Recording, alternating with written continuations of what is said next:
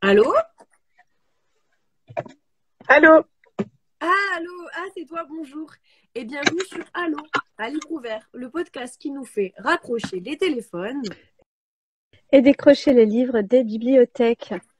Bonsoir à tous, salam alaikum à tous. Voilà.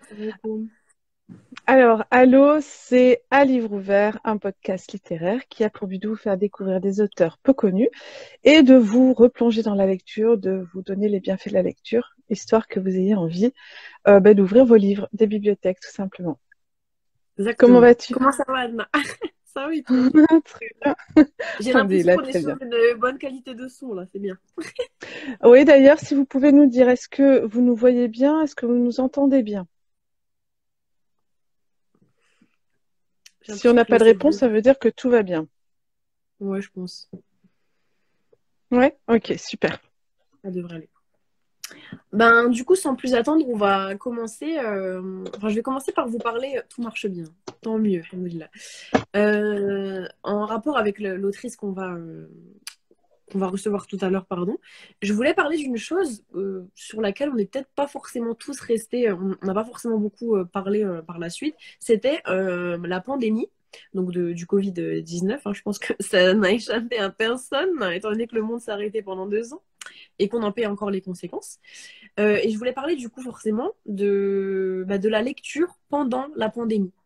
Donc, ce qu'on a remarqué, évidemment, c'est qu'il y a eu il y a eu beaucoup de sondages, pardon, qui ont démontré qu'il y a eu énormément plus de lecteurs et énormément plus de personnes qui étaient venues à la lecture par le passé et qui sont revenues à la lecture, en fait. Le confinement, il a été un bon déclencheur par rapport à ça. Mhm. Et j'aimais bien la citation de Montesquieu que j'ai mis un petit peu en rapport avec ça, qui disait: La lecture est le souverain remède contre les dégoûts de la vie. Parce que c'est vrai qu'à un moment donné, surtout, moi je me souviens, je sais pas toi Anna, mais moi je me souviens qu'au tout premier confinement, c'était un truc que j'avais jamais vécu de ma vie, je pense que personne en fait. Et c'était vraiment très très. Le dégoût de la vie dont parle Montesquieu était très présent. J'étais un peu. On savait pas trop à quoi s'attendre, tu sais, il y avait toujours des discours un peu contradictoires. D'ailleurs, on en Ouais. parlera dans le livre, mais c'était très compliqué. Et c'est vrai que la lecture, ça a été un peu un échappatoire pour moi. Bon, je lisais déjà, mais ça a été un échappatoire. Et un sondage Odoxa qui précise que 33, pour cent des Français ont lu plus de livres qu'en temps normal pendant le ou les confinements. Pardon. Et, Ok, désolé c'est pour une mon collègue, super nouvelle. il a été super choqué par rapport à cette nouvelle. Ouais, c'est ça. Et surtout, ça a beaucoup touché les jeunes personnes de la tranche d'adolescents de 18 à 24 ans. Donc au final, nous, on est religieux, donc on peut à chaque fois rapprocher ça à une sagesse divine. On peut se dire que dans ce grand mal, il y a eu un bien, il y a eu un khair qui était que peut-être qu'on a renoué, peut-être qu'il y a des personnes qui ont plus renoué avec le Coran ou avec en tout cas des livres qui nous apportent véritablement quelque chose. Je sais pas toi si tu peux répondre si ça t'a éloigné ou rapproché de la lecture. Le confinement, il m'a rapproché de plein de choses, mais après, c'est vrai que c'est très, très subjectif.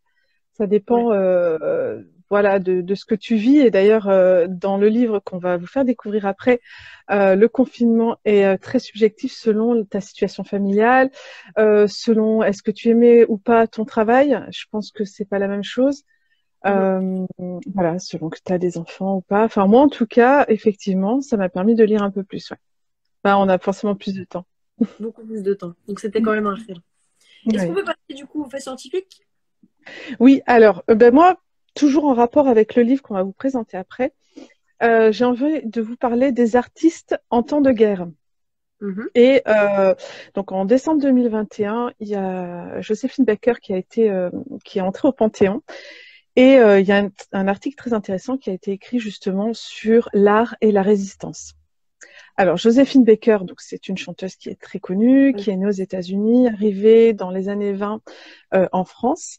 Et en fait, dès qu'il y a eu la déclaration de guerre, elle s'est mise au service de la France libre. Et comme elle avait été naturalisée 2 ans plus tôt, donc c'était une façon aussi de remercier la France. Donc, elle a Mhm. d'abord été agent auprès des services de renseignement français. Et elle a même, on va dire, stocké des armes dans son château en Dordogne. Et enfin, donc en acte de résistance et pour montrer son soutien donc aux Alliés, elle s'est retrouvée dans un camp de concentration donc de Buchenwald, je ne sais pas si c'est comme ça qu'on le dit, et elle a chanté pour les survivants. Donc elle a vraiment mis son art et tout son être en fait au service donc de la paix. Et ensuite, après la guerre, elle est retournée aux États-Unis et donc elle avait un uniforme de sous-aviatrice. Sous-aviatrice, ça ne se dit pas. Sous-lieutenant aviatrice de la France libre. Et donc en 1963, elle a pris la parole avant Martin Luther King devant 300 000 personnes. Et donc elle a prononcé un discours justement sur la paix avant Martin Luther King, qui lui a prononcé plus tard son discours I have a dream. Donc voilà, les artistes peuvent être, ouais, les artistes peuvent être engagés. Oui. Mais avant lui, mais ce qu'il y a, c'est que, on va dire, ça a laissé un peu moins de traces. D'accord. Okay. Et je vais vous parler de 2 autres artistes, donc Claude Cahun et Marcel Moore, et ce sont des noms d'emprunt. On reste dans les femmes. Ce sont 2 femmes, en fait. Et donc, comme quoi on peut être femme, artiste, guerrière. Et donc, en 1940, elle vivait sur l'île de Jersey. Et quand il y a eu l'occupation allemande sur cette île, ils ont décidé de faire de la résistance en créant des prospectus et en faisant de la contre-propagande. Donc, elle glissait des fausses nouvelles dans les magazines, sur les paquets de cigarettes, sur les bouteilles de champagne, sur les pare-brises de voitures. Et même parfois, elles ont eu l'audace de glisser des fausses informations dans les poches des uniformes de soldats allemands. Et donc l'objectif, c'était quoi? C'était de démoraliser l'ennemi et d'inciter les soldats dans leurs propres rangs à la rébellion. Et en 4 ans, elles ont pu imprimer 6000 tracts et à chaque fois, c'était signé le soldat sans nom. Et bon, elles ont été arrêtées en juillet 44 et libérées en mai 45. Et en fait, pendant 4 ans, elles sont devenues le cauchemar de la Gestapo, au point où ils pensaient que vraiment qu'il y avait tout un réseau de résistants, alors que c'était 2 femmes artistes. 2 femmes? Tout simplement. Voilà. Mais on a jamais entendu parler de ça. Personnellement, j'avais jamais entendu parler de ça. Encore une fois. Oui, parce que c'est pas très. Bon, elles sont mortes. Enfin, elles sont mortes entre les années 50 et 70. Ouais. Beaucoup de choses, tu sais, dans l'histoire, on sélectionne aussi ce qu'on veut dans l'histoire, tout comme dans le Covid, chacun va sélectionner, puis au fur et à mesure du temps, il va rester que, alors pas forcément le plus important, mais en tout cas, ce qui sert le plus aussi, l'histoire d'un pays ou l'histoire d'une famille. Enfin voilà, on est toujours très sélectif dans la mémoire, de toute façon. Et donc, je trouve ça intéressant, cet article. Je ne l'ai pas mis au complet, il y avait d'autres artistes. Hein. Je trouve que c'est intéressant d'avoir accès à ce genre d'informations, justement. Toujours pour rappeler aux personnes qui arrivent, toujours dans le thème des artistes en temps de guerre. Parce qu'on va introduire l'ouvrage par ça, machin. Voilà. Donc, parce que dans le titre de l'ouvrage, donc on a la guerre. Alors, pas la guerre comme je l'ai décrit, là, les années 40, hein, c'est pas la Seconde Guerre mondiale. Mais quand même une guerre et une guerre contre plein de choses. Écoute, moi j'ai terminé pour ma partie. Je pense qu'on peut accueillir l'auteur. Qu'est-ce que t'en penses? Est-ce que tu voulais pas un petit peu l'introduire un petit peu avant, dire quelques petites informations sur elle? Ouais. Okay. Alors, écoute, on va faire monter Camille Colva, qu'on a découvert récemment sur Instagram. Donc, Camille est née en 1990 à Moscou. C'est un nom d'emprunt, Camille. Et elle est arrivée donc elle avait 4 ans en France. Et à l'âge de 8 ans, elle a écrit son premier roman. Un roman qu'elle décrit à la fin de son livre, très spécial. Mais pour une jeune fille de 8 ans, écrire un roman, je crois, de 80 pages, c'est vraiment excellent.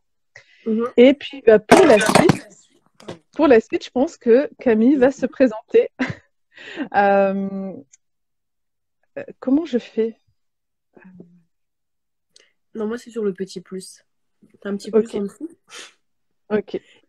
Et donc, on va accueillir Camille Colva, l'auteur de Nous sommes en guerre. Bonjour. Bonjour Camille. Est-ce que vous m'entendez bien? Oui, super. Parfait. Super.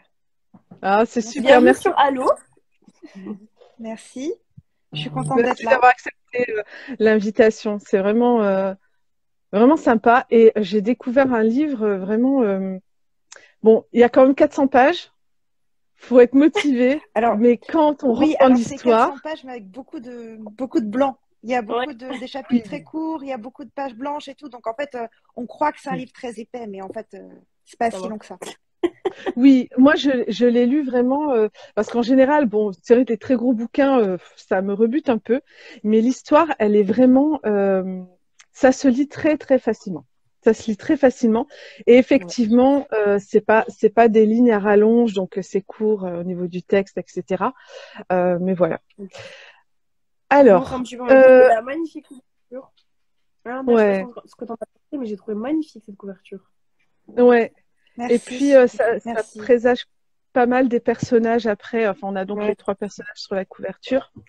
Et est-ce que tu veux nous expliquer un petit peu le titre? Nous sommes en guerre, 3 femmes, 3 combats.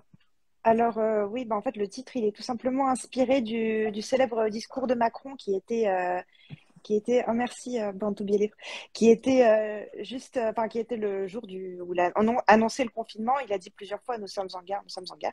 Et du coup, bah, tout de suite, maintenant, cette phrase, elle est célèbre, elle est directe. On sait direct le thème du livre quand on a un livre qui s'appelle Mhm, comme ça, qui a été écrit après 2020. mhm. Et, du coup, l'autre idée, c'est qu'en fait, ce livre, il parle de 3 femmes de générations différentes qui ont chacune un combat particulier qui leur est propre, en fait. Et c'est pour ça que, du coup, ce titre, il était il correspondait d'autant plus au roman. C'est ce que j'aime bien, c'est que tu as mis la petite histoire dans la grande histoire, ou peut-être même l'inverse, la grande histoire dans les Ouais. petites histoires. Et ça, j'ai trouvé ça. Enfin voilà. Après, je ferai mon commentaire sur le livre. Et en fait, ce qui est étonnant, Anna ne grille pas les étapes, hein, parce que quand tu je vois, ne tu grille manques. pas les étapes, promis. Je rigole. Mais ce qui est étonnant, et il n'y a pas de hasard, c'est que à un mois près, ça fait 3 ans, donc mars 2020. Oui. Donc quelque part, on est en train de fêter les 3 ans du premier confinement. Oui, parce que Et pour c'est rappel, ça. c'était en mars, ouais, mars 2020. Ouais, c'est ça, Ouais. mars 2020. Mhm. Triste Voilà. anniversaire, hein, quand même. Oui. Triste anniversaire, mais tu vois, on le fait avec un livre très coloré, très très très joyeux finalement. Et Ok. voilà. Donc, sans plus attendre, on va passer à notre petite interview. Donc, la première question que je voulais te poser, c'est est-ce que tu voulais devenir autrice, écrivaine quand tu étais petite, ou c'est une passion qui s'est développée sur le tard? Alors, je voulais complètement faire ça quand j'étais petite. Même sur les questionnaires de qu'est-ce qu'on voulait faire plus tard, je répondais toujours écrivain. Et du coup, bah, comme Anna l'a dit, effectivement, j'ai écrit mon premier roman à l'âge de 8 ans. Oui. Donc, c'était un roman qui faisait à peu près 80 pages sur un logiciel, enfin, c'était sur l'ordinateur de mon père, et c'est un logiciel qui devait être un peu l'ancêtre de Word avec une espèce de fond noir, hein, enfin, absolument dégueulasse, mais qui à l'époque était le summum de la technologie. Et en fait, j'ai écrit ce roman qui se passait du coup à Liverpool dans les années 70. Alors, pourquoi Liverpool, qui est une ville dans laquelle je n'ai jamais mis les pieds? Pourquoi les années 70, qui est une époque dans laquelle je n'ai non plus jamais mis les pieds? Je n'en sais rien, mais toujours est-il que je voulais absolument situer mon roman là-dedans. Et le sujet, il était tout aussi étonnant parce que en fait, c'était l'histoire d'une tueuse en série. Alors, je suis pas sûre que j'ai employé le mot tueuse en série parce que je pense pas que que je savais ce que c'était, mais toujours est-il que c'était écrit du point de vue de la tueuse qui, en fait, de temps en temps, elle se promenait dans les rues de Liverpool et puis de temps en temps, elle se disait, bah tiens, si je tuais quelqu'un. Et du coup, elle tuait des gens. Et du coup, il y avait un policier qui était chargé de l'attraper, sauf qu'en fait, il était amoureux d'elle. Alors pourquoi il tombe amoureux d'une tueuse en série on ne sait pas trop, normalement, c'est pas trop, voilà. Et à la fin, bah, il arrive à l'attraper. Et qu'est-ce qui se passe? En fait, elle veut pas aller en prison. Donc du coup, elle se suicide. Et lui, il peut pas vivre sans elle. Donc du coup, il se suicide aussi. Donc à la fin, tout le monde se suicide. Et je rappelle que j'avais 8 ans. Ouais, c'est ça. Et mes parents ont choisi de ne pas m'envoyer chez le psy et de me laisser continuer à écrire. C'est ça que je vais dire. Je vais vraiment citer cette phrase parce que j'étais en train de dire, désolée, il y a 1 heure du matin hier dans mon lit et j'ai explosé de rire. Est-ce que je peux juste la citer, s'il te plaît, pour donner Oui, bien vraiment sûr, envie vas-y, vas-y. aux gens de lire? Alors attends. Trop marrant, je suis désolée, il faut absolument que je la lise. Donc j'ai écrit mon premier roman, etc. quand j'avais 8 ans. Ainsi, ce sont mes parents Olga et Mikhail que je souhaite remercier en premier. De toute évidence, ils ont préféré laisser ma créativité s'exprimer au lieu de m'emmener chez le pédopsychiatre. Ce qui n'a pas dû être une décision facile à prendre, mais ça m'a fait hurler de rire hier soir. Je sais pas pourquoi j'ai lu ça, je me suis dit, mais c'est trop drôle. Voilà.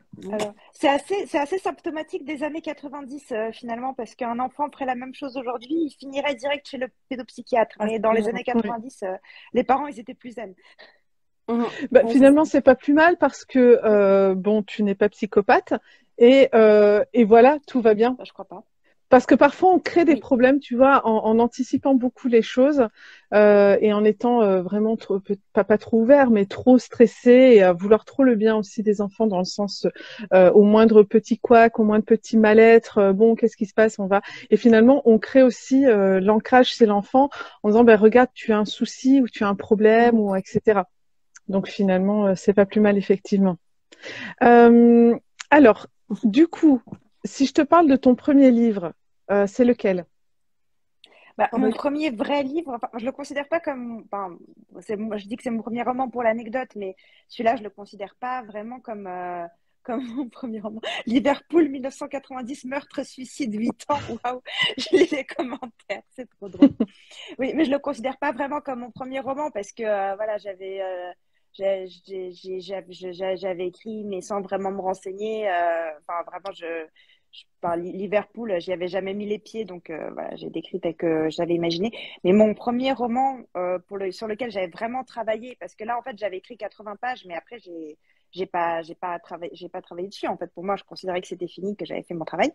mhm. Mais mon premier roman vraiment travaillé, c'est celui-là, c'est Nous sommes en guerre. Parce que du coup, après j'ai un peu écrit quand j'étais ado, mais je terminais pas grand-chose. En fait, j'avais toujours une idée et puis j'allais jamais au bout. Et puis en fait, finalement, je pense que je me suis dit qu'en fait, être écrivain, c'est pas pour moi. Et de toute façon, ça rapporte pas d'argent. Et du coup, à part quand on est J.K. Rowling ou Stephen King, ça rapporte pas d'argent. Et Ok. ça, pour le coup, j'avais Ou raison là-dessus. Musso. Ouais. Et, et après, en fait, j'ai pas, quand il y a eu le confinement et tout, je l'ai pas écrit direct pendant le confinement, je l'ai écrit environ un an après, quand il y avait le couvre-feu à 18 h et qu'on avait que ça à faire. J'ai eu en fait l'idée de ces trois femmes. Et en fait, je me suis dit, j'ai envie d'écrire cette histoire et j'ai envie de vraiment travailler et j'ai envie de vraiment aller au bout. Parce que pour le coup, maintenant, je suis un peu plus vieille. J'ai la maturité de savoir que un livre, c'est pas juste écrire, qu'en fait, il y a énormément de boulot derrière. Et là, pour le coup, il y a pas eu tant non plus de documentation que ça, parce que bon, ça se situe à Paris. Pour le coup, là, j'ai choisi vraiment la facilité. Mhm. J'habite en région parisienne, donc là, c'est vraiment, j'ai choisi la facilité.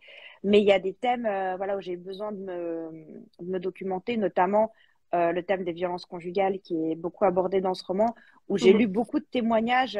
Donc, pour l'anecdote, je suis arrivée à la FNAC et j'ai acheté genre 5 livres de témoignages de violences conjugales. Alors, il y avait tout le monde, il y D'accord. avait Alexandra Lange, il y avait Jacqueline Sauvage, tout le monde y est Mhm. passé. Donc, le caissier à la FNAC m'a regardé très, très, très bizarrement. Ouais. Et du coup, j'ai tout lu, j'ai surligné des passages au crayon pour savoir ce que je pourrais réutiliser et tout pour mettre le plus de vérité possible dans les passages où je parle de Diane, du coup, la femme qui est victime de violences conjugales. Parce que moi, j'ai eu la chance de ne pas en être victime. Mon compagnon, c'est quelqu'un d'adorable. Donc, Mais Tant rassurez-vous. mieux. voilà, Mm. je connais pas absolument pas ce thème à première, enfin, pas personnellement, quoi. Mais du coup, Mhm. j'ai dû me documenter pour apprendre des choses dessus. Effectivement, c'est très très réaliste, hein. C'est d'ailleurs un de ces passages que j'ai choisi parce qu'on fait toujours une petite lecture en direct ensuite. Et j'ai trouvé que c'était très réaliste et voilà, enfin, il y a vraiment, qu'on ait subi ou pas, il y a une forme d'identification quand même avec la personne et Mm. ce qui se passe dans sa tête, la dissociation, enfin, c'est très, très, très bien décrit, ouais. Mm. Et est-ce que tu pourrais estimer que enfin, pour toi, c'est facile d'être publié après avoir publié ton premier ouvrage? Tu estimerais que c'est facile ou pas trop? Alors, je suis en auto-édition, donc non. Ah oui. Parce que moi, si je suis allée en auto-édition, c'est parce que j'ai été refusée par les maisons d'édition. Alors, j'ai pas forcément envoyé à beaucoup de maisons d'édition. parce que voilà, je voulais aussi, enfin, je voulais pas non plus me faire éditer n'importe comment par n'importe qui. Et dans les maisons d'édition, il y a beaucoup d'arnaques, notamment les maisons d'édition à compte d'auteur, et je voulais pas que ce soit n'importe comment. Et bon, si c'est le problème des toutes petites maisons d'édition aussi, c'est que bah, parfois, si ça fait faillite, après, pour récupérer les droits d'auteur, ça peut être un peu le caca. Mais du Mhm. coup, j'ai été refusée de partout, et enfin, de partout où j'ai envoyé mon roman, en tout cas. Et après, au bout d'un moment, bah, en fait, j'en ai eu un peu marre parce que finalement, envoyer des candidatures aux maisons d'édition, c'est quelque chose d'assez passif. On envoie et puis après, on est passif pendant 6 mois parce que bah, une vraie maison d'édition, pendant 6 mois, ils répondent pas. Parfois, ça peut être aussi, enfin, ça peut être aussi un investissement financier parce que certaines n'acceptent pas les envois par mail. Et du coup, tu dois imprimer ton truc en papier. Évidemment, ils veulent pas que ce soit du recto verso. Ils veulent que ce soit relié. Ils veulent des doubles espaces pour pouvoir mettre leurs annotations et tout. Au final, tu te retrouves avec un machin comme ça et tu dois l'envoyer à la poste. Donc, notamment, j'avais envoyé à une maison d'édition en Belgique. Et je pense qu'en tout, pour envoyer le truc, bah, j'en ai eu pour 50 balles, quoi. Et Ouais.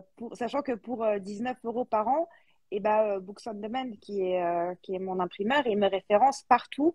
Donc, je suis dans les catalogues de toutes les librairies, à la Fnac, chez Cultura, chez des sites sur Amazon, etc. Et ça pour 19 euros par an. Donc, à choisir, je préfère ça plutôt que envoyer un manuscrit dans une maison d'édition qui me refuse. Ouais. Ouais, en tout cas, c'est un premier pas. Donc, tu as été Ouais. auto-édité, donc pas sur Amazon, c'est ça? Tu n'as pas utilisé Non, Amazon. non, bah en fait, D'accord. j'essaie d'éviter Amazon au maximum. Alors, Mhm. évidemment, c'est pas possible de complètement les éviter parce que quand on est en auto-édition, il y a encore énormément de gens qui achètent leurs livres sur Amazon et parfois il y en a certains qui n'ont pas le choix, ceux qui habitent à la campagne, sans librairie et tout, ils n'ont pas forcément d'autre choix que de passer par Amazon.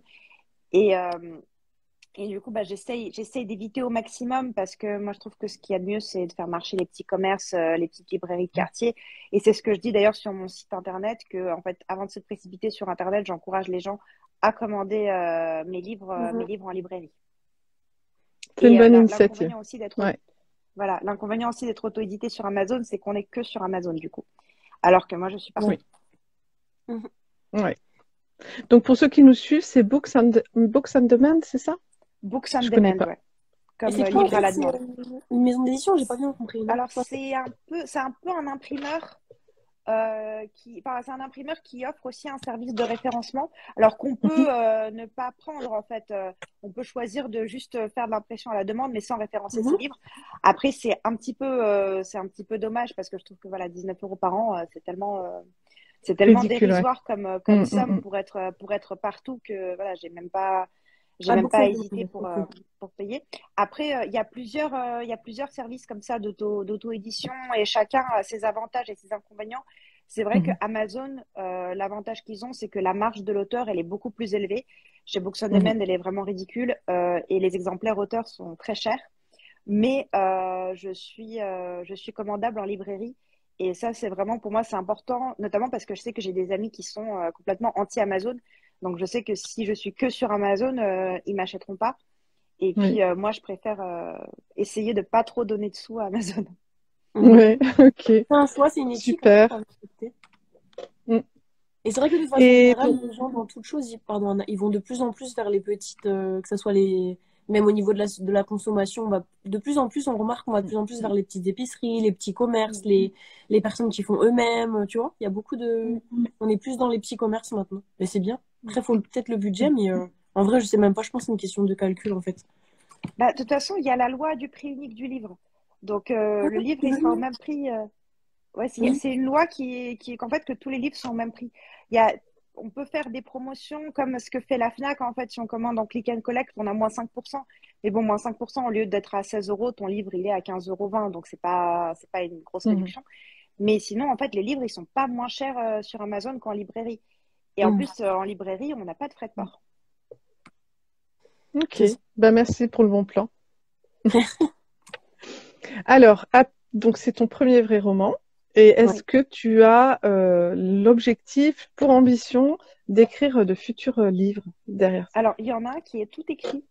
Ah, J'attends juste que mon ami dessinateur qui a dessiné du coup la couverture que vous aimez tant, Il dessine également celle du deuxième roman et du coup j'attends juste qu'il ait fini parce que le pauvre il fait ça sur son temps libre hyper gentiment donc voilà, donc faut être très patient et en plus il est très très doué.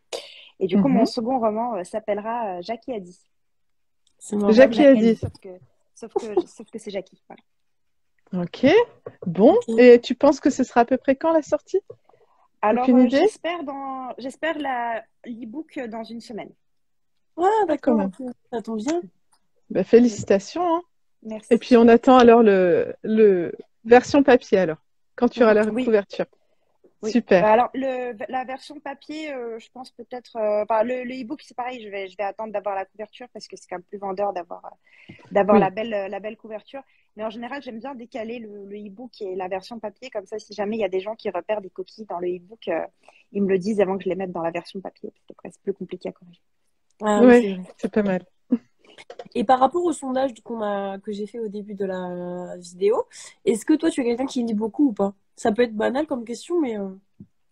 Alors, moi, je vais citer Stephen King, qui est un peu notre maître à tous, et qui a écrit du coup un très bon roman avec des astuces d'écriture qui s'appelle Écriture, mémoire d'un métier, et que je conseille à tous les aspirants écrivains de lire parce que c'est vraiment, c'est hyper bien écrit, c'est hyper drôle parce qu'il y a des passages, des anecdotes sur sa vie et tout, et ça apprend quand même pas mal de choses. Et en fait, lui, ce qu'il dit, c'est si vous n'avez pas le temps de lire, vous n'avez pas celui d'écrire, ni les instruments pour le faire. Et alors, je pense en théorie que c'est possible d'écrire sans lire. Et d'ailleurs, il y a des écrivains qui ne lisent pas beaucoup. Mais il faut quand même énormément d'imagination et énormément de créativité. Il faut être, pour moi, vraiment ultra, ultra, ultra doué pour réussir à écrire sans lire. Parce que la source d'inspiration, elle provient des romans qu'on lit en fait. Et pour savoir comment construire son histoire, quel style on aime, bah, on est obligé de passer par la lecture. Ouais, d'accord. Peut-être, je me suis déjà dit que certains passent plus par des scénarios de films, parce que si on est dans le scénario, peut-être certains s'inspirent effectivement de films et du déroulé, voilà, le suspense, comment on agence les scènes, les personnages, je sais pas. Ah, c'est Mais enfin, je sais pas, je me t'as un petit peu éludé la question. Tu nous as pas dit si tu lisais beaucoup ou pas. Ah oui, je lis beaucoup. Je lis à peu près une centaine de livres par an. Ah ouais, quand même. Après, Ouais. Ça fait en moyenne 2 livres par semaine presque. Ouais. En moyenne, ouais. Presque. Ok. Et donc du coup, tu nous as déjà parlé de Stephen King. Est-ce qu'il y a d'autres auteurs qui t'ont influencé? Alors, je sais pas s'il y a des auteurs qui m'influencent vraiment, parce que je me dis jamais, je vais écrire comme un tel, je vais copier un tel. Mais je pense qu'en fait, forcément, dans ce qu'on écrit, il y a l'influence inconsciente de ce qu'on a déjà lu. Et c'est pour ça que sur mon compte Instagram d'autrice, il y a aussi beaucoup de chroniques de livres, parce que pour moi, l'un va vraiment pas sans l'autre. Et alors, du coup, il y a Stephen King, il y a Jodi Picoult. Je pense que là, je m'inspire beaucoup d'elle. C'est une autrice qui écrit pas mal sur des sujets de société. C'est une autrice américaine. Ah, on a perdu Karima. Oui, c'est ce que je vois. Elle va revenir. Oui. Donc, elle revient. Je suis là, désolée. Donc, c'est une autrice américaine qui écrit beaucoup sur des sujets de société, notamment, par exemple, elle a parlé du racisme dans son roman Mille petits riens, ou de l'avortement dans ça s'appelle Une étincelle de vie, je crois. Il y a beaucoup de sujets hyper intéressants. Et en fait, elle, ce qu'elle aime bien, c'est les narrations croisées. Et c'est un peu ce que moi, j'utilise dans mon roman, c'est-à-dire que je fais un chapitre par personnage. Et ça, pour le coup, je me suis dit, je vais faire ça un peu comme Jodi Picoult, même si en fait, il y a beaucoup d'autres auteurs qui font ça. En fait, c'est pas du tout spécifique à elle. J'ai beaucoup aimé ça justement parce qu'on rentre vraiment dans la tête d'un personnage à la fois et à chaque fois tu mets en italique les pensées. Donc j'ai beaucoup aimé comme ça voyager entre les personnages en fait finalement, venir s'incarner dans chaque personnage et puis après ils se répondent. C'est chouette. Ouais. C'est ce que j'aime bien aussi. J'aime bien avoir, ouais, avoir différents points de vue. J'aime bien ça dans la lecture. Donc, du coup, c'était assez logique Mhm. que je le En tout mette dans cas, ça a été l'écriture. retranscrit comme ça, ouais. Ça a été retranscrit comme ça, en tout cas. Mm. Et sinon, je Euh, voulais savoir si la prochaine. Pardon, Anna, je t'ai devancé. vas-y. Non, Enfin, non. on voulait savoir si tu étais le genre d'auteur qui improvise au fil de l'histoire ou alors tu connais déjà la fin. Grosso modo, bien sûr. Alors, en général, je connais déjà L'autrice. la fin. Ah, ok. Bah pour Nous sommes en guerre, en fait, je voulais être sûre de de le terminer. En fait, donc j'ai fait des notes sur à peu près ce qui allait se passer. Pas du tout des notes détaillées, mais en gros, voilà mes personnages, il faut qu'il se passe ça, il faut qu'il se passe ça, et ça se terminera comme ça. Et voilà, donc je savais, bah, par exemple, le twist de la fin que je ne Mhm. vais pas révéler parce qu'il faudra lire le livre. Mm, mm, mm. Ouais. Je savais qu'il y aurait ça. Mais après, il y a des moments où forcément on improvise un petit peu. Parce que, bah, par exemple, il y avait des trucs où je me suis dit, mais j'aime bien quand même alterner des chapitres, mais je sais pas ce que je vais raconter là, parce que je sais comment va avancer l'histoire de elle et de elle, mais Ouais. pas de elle, alors faut que j'invente un truc. Ouais, Donc ouais, je vois ce que parfois, tu veux il dire. y a un peu d'impro, ouais. Ok. Ok, en tout cas, je trouve qu'il y a beaucoup de fluidité Oui. entre les personnages Ouais. et les choses, elles sont amenées en douceur. Tu vois, tu dévoiles les choses vraiment en douceur petit à petit jusqu'au twist de la fin. Et bien sûr, ça, on n'en parlera pas parce qu'effectivement, ben voilà, c'est le suspense du livre, mais c'est étonnant. Moi, je m'y attendais pas, quoi, du tout. Ah, non. Ouais, c'est pour moi Une aussi. grosse surprise. Ouais. Bah écoute, les autres questions, en fait, quelque part, tu y as déjà répondu. Ouais, tu y as déjà répondu. L'efficacité. Peut-être celle-ci. Est-ce que tes histoires, donc, enfin, tu y as répondu aussi. Tu t'es inspiré de témoignages, donc de faits réels. Est-ce que il y a aussi des anecdotes personnelles ou simplement des faits réels donc des personnages, enfin des personnes qui ont existé, qui ont témoigné. Est-ce que c'est beaucoup d'imaginaire? Est-ce que ça mélange de tout ça? Alors, c'est un peu un mélange de tout ça. Bah, par exemple, le personnage de Camilla, je pense que c'est celui qui est le plus inspiré de moi, même si je n'ai plus 20 ans. Mais, euh, mais notamment, moi, par exemple, un peu comme Camilla, je fais du théâtre. D'ailleurs, j'en profite pour faire de la pub pour les Parisiens. Je suis dans une association qui s'appelle Scribe Paris et qui monte chaque année une pièce de théâtre pour financer des bourses d'études pour les étudiants du Haut-Karabakh, qui est un territoire situé en Azerbaïdjan peuplé d'Arméniens et qui a été pas vraiment bien redistribué après la chute de l'URSS. Et du coup, pour aider ce territoire à se développer, nous, on aide à financer ces bourses d'études par le biais du théâtre. Oh, c'est Super. génial. Ouais. Et chaque année, on monte une pièce. Et donc, cette année, on jouera à partir du 14 avril. Donc, c'est bientôt, tous les week-ends jusqu'au, je crois, 14-15 mai. Mhm. Et donc, dans Paris, donc ici les Moulineaux, le 5e et le 16e. Et c'est la pièce s'appelle Le ravissement d'Adèle de Rémi Devos. C'est une pièce qui est très, très drôle. Et dans Super. laquelle je joue une nympho. Donc, c'est vraiment un truc qu'il faut absolument voir. Et du coup, bah, si vous voulez les dates, l'adresse c'est scribeparis.org, scribe comme un scribe, comme il n'y a pas de bonne ou de mauvaise situation. Voilà. Donc, Ok. parenthèse Mhm. terminée. Donc, comme Camilla, je fais du théâtre. Et en fait, au moment où il y a eu le confinement, bah, nous, on joue en général en avril-mai. Et en mars, on sentait que pour la pièce, Ouais. ça allait plus passer.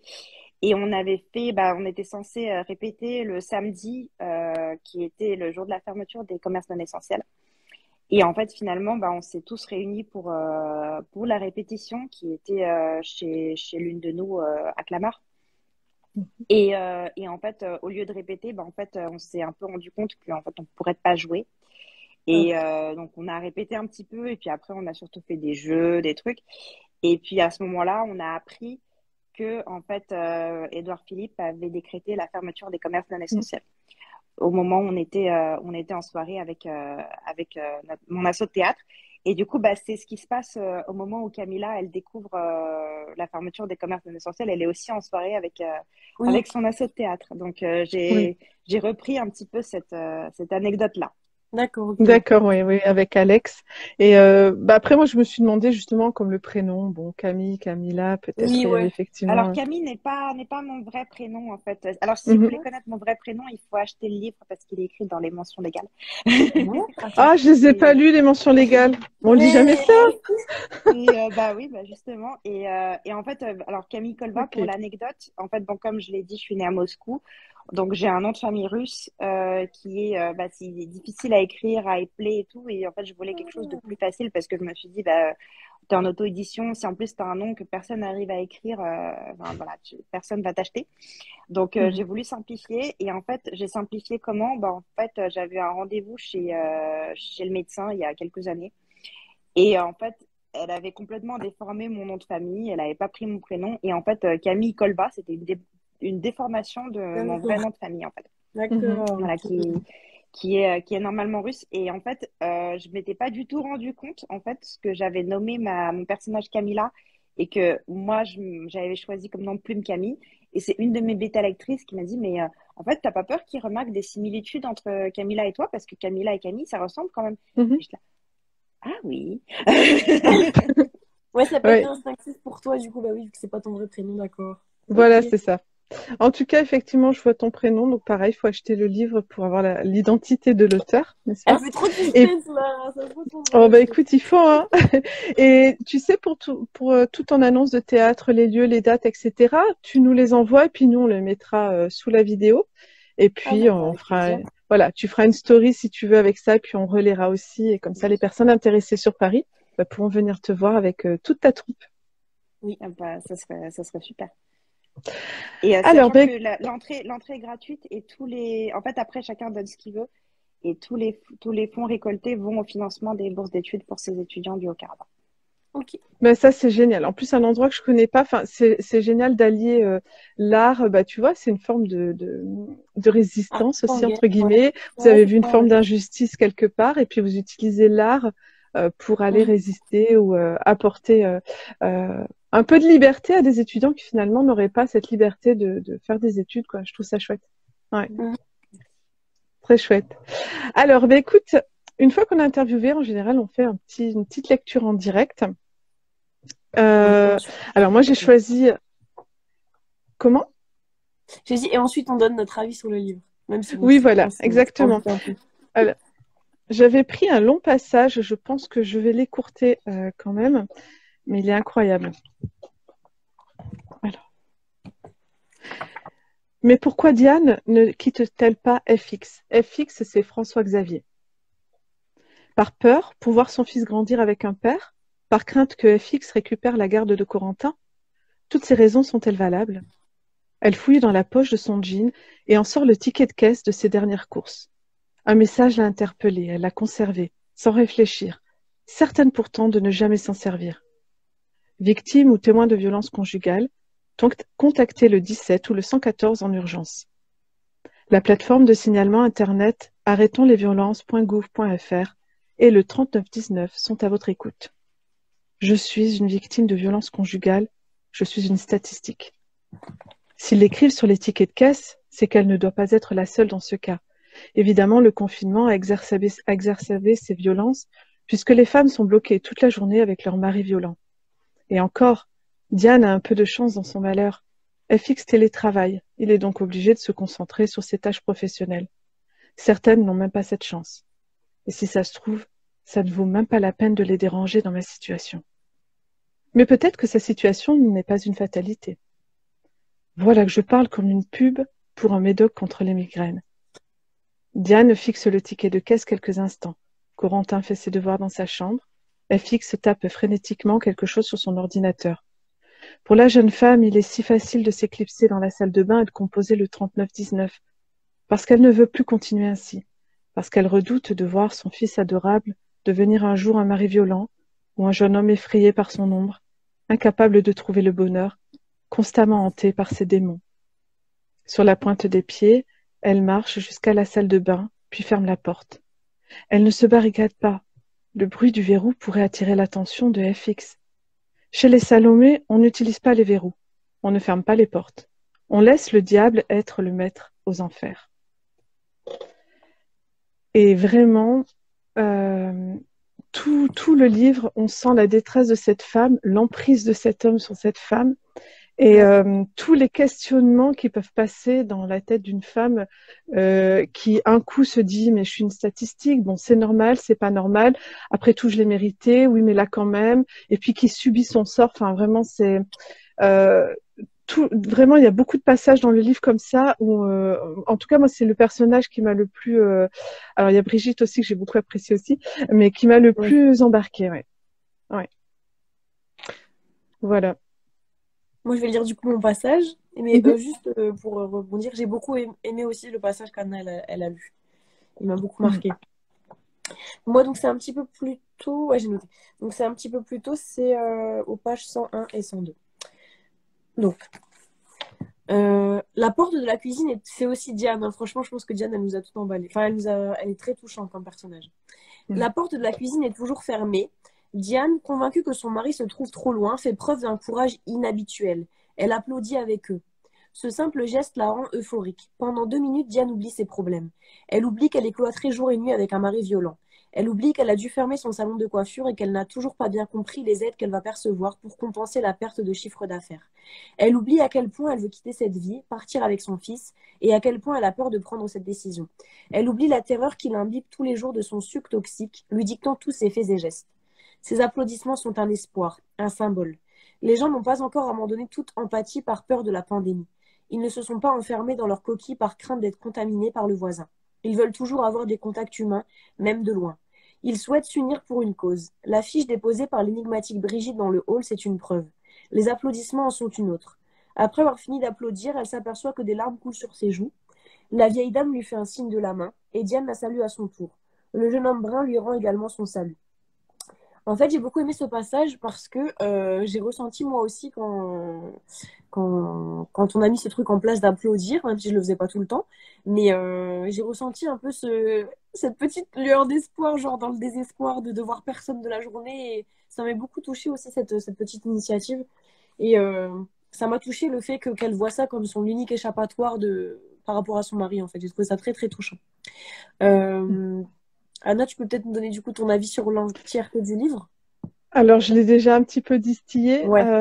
mais sinon, en fait, chaque personnage a vraiment une profondeur, je trouve, Ouais. un réalisme aussi. C'est pas des personnages plaqués comme ça.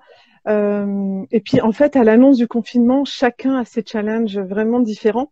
Mais finalement, les challenges, en fait, il y a une force qui s'est regroupée comme ça, et chacun s'est s'entraider un peu comme dans un vortex comme ça d'entraide, où voilà, je vais pas trop dévoiler, mais il y a vraiment, en fait, malgré les distances qu'on nous a imposées, un rapprochement des cœurs. Et c'est toute la force, justement, de ce confinement et je pense de toute période en temps de guerre où finalement, de Ouais. l'extérieur, il se passe des choses qui sont censées isoler les humains. Et puis, finalement, le cœur est plus fort. Quelque part, le cœur est plus fort. Et voilà. Je vais pas en dévoiler plus. J'avais écrit d'autres choses, mais on, on, on va en On garde rester là. le suspense, ouais. Ouais, ouais, ouais, ouais.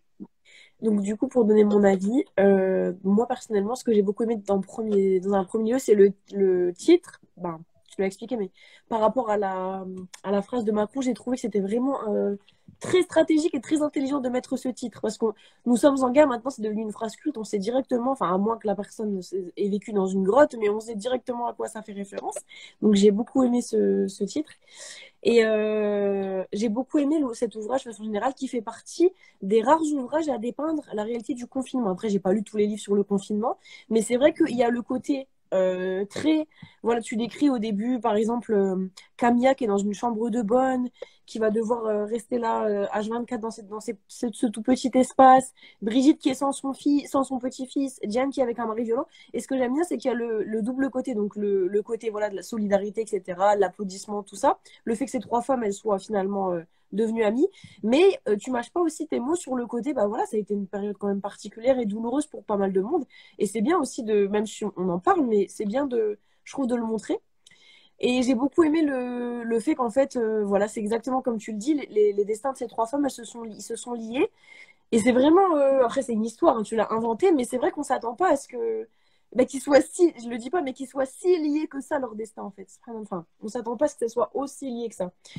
Et puis, voilà, comme Anna l'a dit, j'ai trouvé qu'il y avait une très grande fluidité dans la façon dont tu retranscris la personnalité des personnages, leurs sentiments, ce qu'elles pensent. Tu vois, quand tu te mets à la place de Diane dans ses pensées, à la place de Camille, à la place de Brigitte, je trouve que tu as vraiment une fluidité.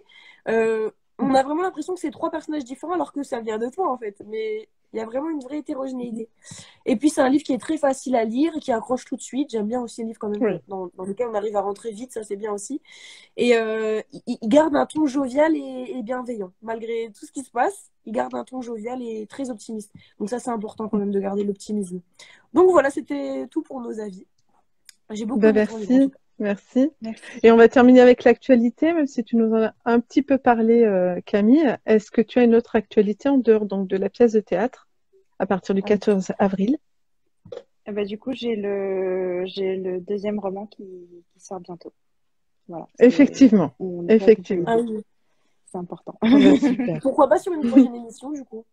Pourquoi pas? Ah bah avec plaisir, avec plaisir. Ah bah, tu me diras ce que Si t'en vous me penses. réinvitez, moi je reviens.